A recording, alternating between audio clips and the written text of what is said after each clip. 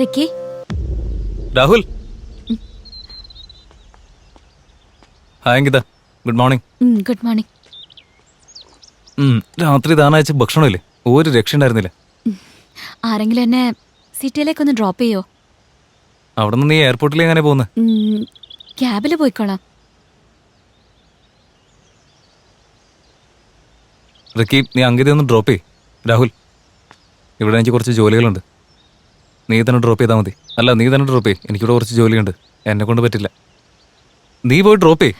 നീ തന്നെ ഡ്രോപ്പ് ചെയ്താൽ മതി. ആരെങ്കിലും ഒന്ന് ഡ്രോപ്പ് ചെയ്യുന്നുണ്ടോ? അതോ ഞാൻ ഒറ്റയ്ക്ക് പോണോ?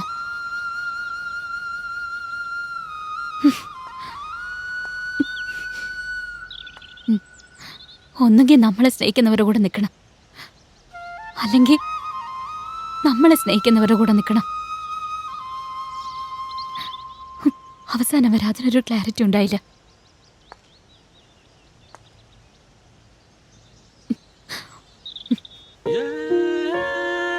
ശരീരത്തിനാണ് മരണം ഉണ്ടാകുന്നത്, ആത്മാവിനല്ല. മനുഷ്യൻ എന്തെങ്കിലും ആഗ്രഹം ബാക്കി വെച്ചാൽ മരിക്കുന്നെങ്കിൽ ആത്മാവിന് ശാന്തി കിട്ടില്ല. അതുപോലെ ജീവിച്ചിരുന്നപ്പോൾ എങ്ങനെയാണോ പെരുമാറിയത്, അതുപോലെ ആയിരിക്കും മരണശേഷം ആത്മാവും പെരുമാറുക.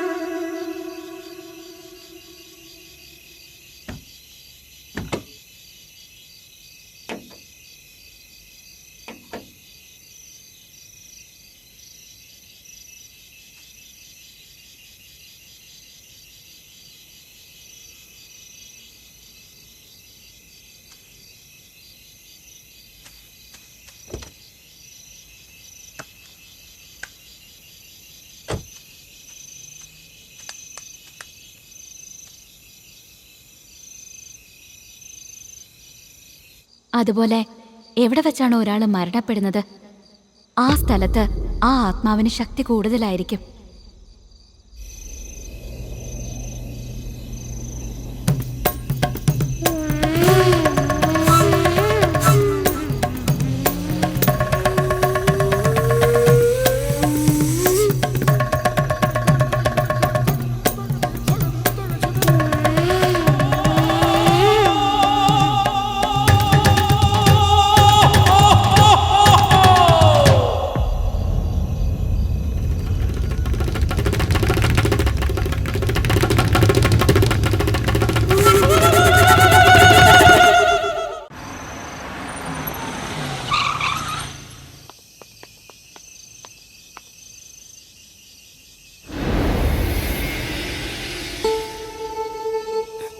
ഒന്നുമില്ല.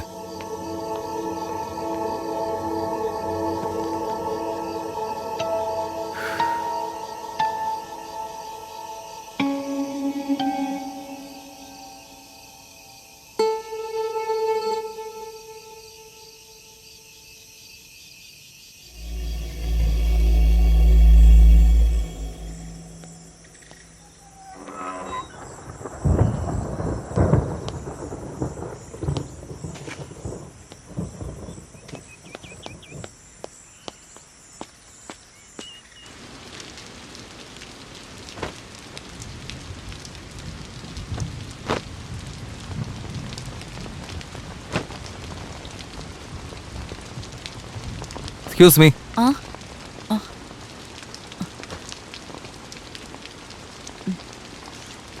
എൻ്റെ പേര് റിക്കി എന്നാ. ഞാൻ ഈ നാട്ടിലെ പുതിയ ആളാ. പടേൽ സാറിന്റെ വീട്ടിലേക്ക് വന്നതാ. രംഗണ്ണൻ ഇവിടെ ഇല്ല, ജോലിക്ക് പോയിരിക്കുക. അയ്യോ അല്ല, ഞാൻ രംഗണ്ണനെ അന്വേഷിച്ച് വന്നതല്ല. ഈ നാടൊക്കെ ചുറ്റിക്കറങ്ങി കണ്ടുകൊണ്ട് നടന്നപ്പോ നല്ല ദാഹം തോന്നി വന്നതാ. കുടിക്കാൻ കുറച്ച് വെള്ളം കിട്ടോ? അകത്തേക്ക് വരും. താങ്ക്സ്.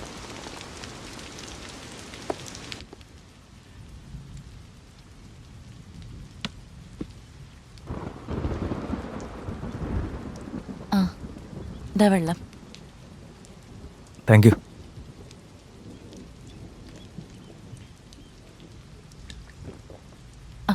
ഇങ്ങനെ തന്നേക്ക്. ഒരു മിനിറ്റ്. എന്നെ തെറ്റിദ്ധരിക്കില്ലെങ്കിൽ ഞാനൊരു കാര്യം ചോദിച്ചോട്ടെ? എന്ത് കാര്യ? ചോദിക്കേ. അത് എന്താന്ന് വെച്ചാൽ, ആക്ച്വലി ഞങ്ങൾ ഈ നാട്ടിലേക്ക് വന്നത് ഈ നാടിൻ്റെ ചരിത്രത്തെക്കുറിച്ചും ഇവിടുത്തെ കൾച്ചറിനെ പറ്റിയും റിസർച്ച് നടത്താൻ വേണ്ടിയാണ്. ഇപ്പോഴാണ് ഒരു കാര്യം മനസ്സിലായത്. നിങ്ങളുടെ ഭർത്താവിൻ്റെ ആത്മാവ് ഈ നാട്ടിൽ അലഞ്ഞിരിഞ്ഞ് നടക്കാമെന്ന് നാട്ടുകാരൊക്കെ പറഞ്ഞു നടക്കുന്നില്ലേ?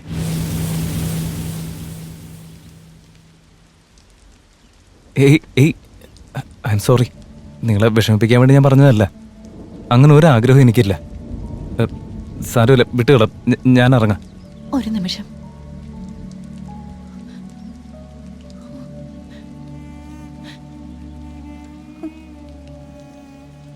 പറയാൻ ബുദ്ധിമുട്ടുണ്ടായിട്ടല്ല, പറ്റുന്നില്ല. എന്നാലും പറയാം. വിധവയാണെന്നുള്ള അപമാനത്തിന്റെ നിഴലില് കുത്തി നോവിച്ചുകൊണ്ടിരിക്കുന്ന ജനങ്ങളുടെ ഇടയിൽ ഇത്രയും കാലങ്ങൾക്ക് ശേഷം നീ മാത്രം എൻ്റെ അടുത്ത് വന്ന് സ്നേഹത്തോടെ സംസാരിക്കുന്നത്. എൻ്റെ ഉള്ളെന്താണെന്ന് മനസ്സിലാക്കാൻ നിനക്ക് മാത്രമേ സാധിച്ചുള്ളൂ. ഞാനിതൊക്കെ പറയുന്നത് കൊണ്ട് നിങ്ങൾക്ക് എന്തെങ്കിലും ഒരു ഗുണം ഉണ്ടാവുമെങ്കിൽ ഞാൻ പറയാൻ തയ്യാറാ. എൻ്റെ ഭർത്താവ് മരിച്ച ശേഷം അതുപോലൊരു സ്നേഹം പിന്നീട് അനുഭവിച്ചത് മന്മഥന്റെ അടുത്ത് നിന്നാ.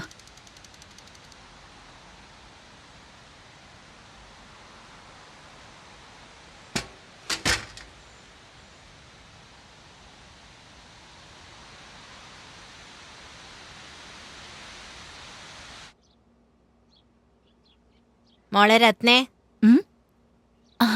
ഓ സരോജിനി ചേച്ചിയോ, എന്താ വിശേഷിച്ച്? സുഖമായിട്ടിരിക്കുന്നോ? അതെ അതെ സുഖാ മോളെ. രംഗൻ ഇവിടെ ഇല്ലേ? രംഗണ്ണൻ ഇപ്പോ പുറത്തു പോയതേ ഉള്ളൂ.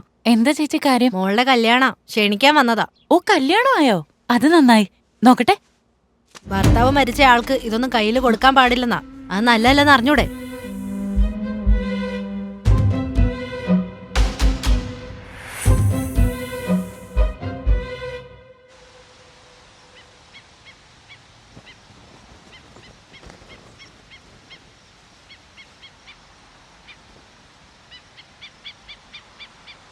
രതി,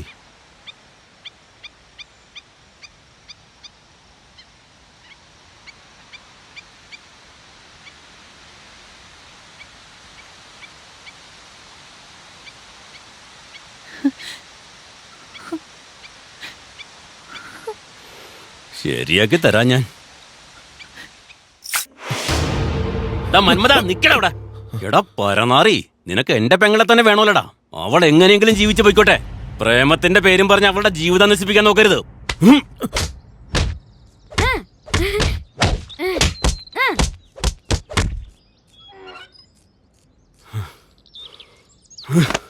അവന്റെ ഒരു പ്രേമവും മണ്ണാങ്കട്ടെ.